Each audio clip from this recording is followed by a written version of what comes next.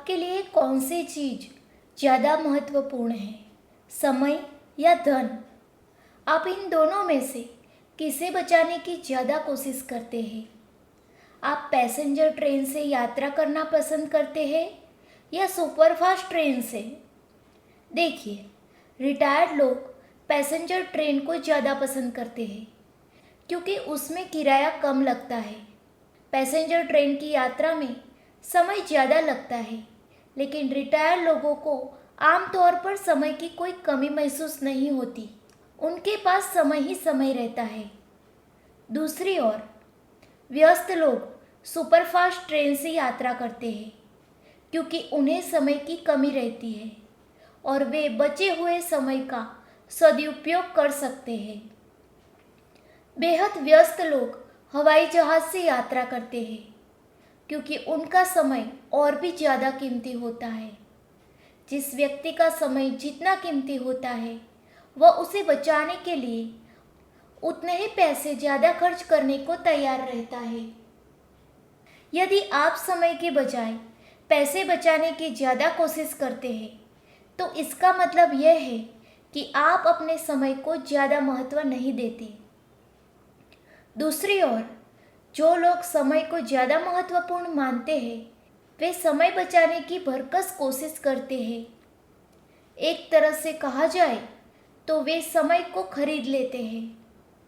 समय को नहीं खरीदा जा सकता, लेकिन यकीन माने आप समय खरीद सकते हैं। कंपनियों के मालिक यही तो करते हैं। जरा सोचें, कंपनी का कोई मालिक प्रोडक्ट का उत्पादन नहीं करता, उसका वितरण नहीं करता, उसका प्रबंधन नहीं करता, उसे नहीं बेचता, लेकिन मुनाफा उसी को ही होता है। कंपनी का मालिक कर्मचारियों को तनख्वाह देकर उनसे अपना मनचाहा काम करवाता है। दूसरे शब्द में, कंपनी का मालिक दूसरों का समय खरीद लेता है। यदि आप समय बचाना चाहते हैं, तो आप भी समय के सर्वश्रेष्ठ उपयोग के इस सिद्धांत का पालन करें। समय खरीदना सीखें। एक उदाहरण देखें। आपको बिजली का बिल जमा करना है। उसके लिए आने जाने और लाइन में खड़े रहने में 1.5 घंटे का समय लग सकता है। यदि कोई एजेंट 20 रुपये लेकर यह काम करने को तैयार है, तो आपको क्या करना चाहिए? आपके लिए 1.5 घंटे का मूल्य है 150 रुपये। इसलिए अगर कोई वह काम 20 रुपये में करने को तैयार है, तो आपको खुशी खुशी हाँ कर देनी चाहिए, क्योंकि आपका समय इससे बहुत ज़्यादा कीमती है। इस तरह पैसे देकर समय खरीदना सीखें। यह सिद्धांत बहुत ही महत्वपूर्ण है और सारी बड़ी कंपनियां इसका फ़ायदा उठाती हैं। आधुनिक युग की आउटसोर्सिंग की नीति इसी सिद्धांत पर आधारित है। अमेरिकी कंपनियां पैसे देकर अपना काम भारतीय कंपनियों से सस्ते में करवाती हैं और अपना कीमती समय बचाती है। यह डेलीगेटिंग या काम सौंपने से अलग बात है। डेलीगेटिंग में आप अपना समय बचाने के लिए कम महत्वपूर्ण काम अपने अधीनस्थों को सौंपते हैं, जबकि समय खरीदते समय आप कम महत्वपूर्ण काम बाहरी लोगों से करवाते हैं। यदि आपके 1 घंटे का मूल्य 100 रुपये है और सामने वाला आपका 1 घंटे का काम 100 रुपये में कर रहा है, तो समझदारी इसी में है कि आप उससे वह काम करवा लें, ताकि आप उस बचे हुए समय में ज़्यादा उपयोगी और मूल्यवान काम कर सकें।